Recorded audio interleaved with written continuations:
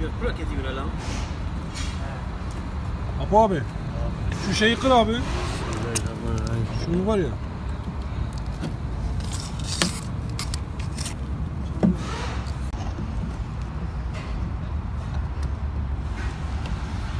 Gelmiş buraya. Su içmeye gelmiş. Oğlum nasıl oraya girmiş? Muhtemelen yukarıdan girmiş ya. Abi bunu alamazsın. Bunu biraz kes. Kessem içim sıcak olacak ya. Ha? Kes ya bir şey olmaz, ne olacak?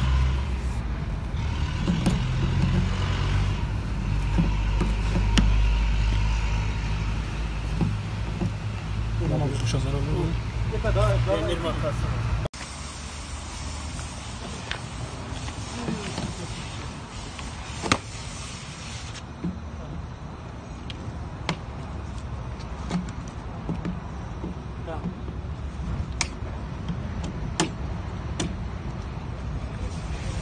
Doğru gelince Abi dur, elimle alayım. Gel bu tarafa. üstten bir yerden bir Ya kadar sen üşüşsün ha. Ona makası daha seni korkmuş. Bana bir zarar olmuyor. tam da oraya girmiş ya. Ne kadar makası seni orada direce bak. Çok sessiz var.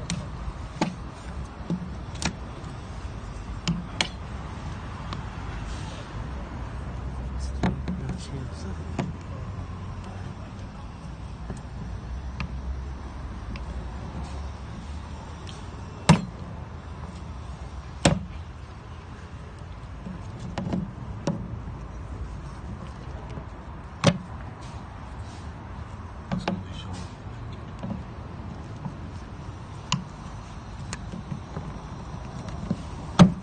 Dur abi. Alamayız orada. Yok. He? Yok. Alanı epeyce genişletmem lazım ki hayvan kenarlara takılırsa bu sefer öyle de kendine zarar verebilir. Hadi dur.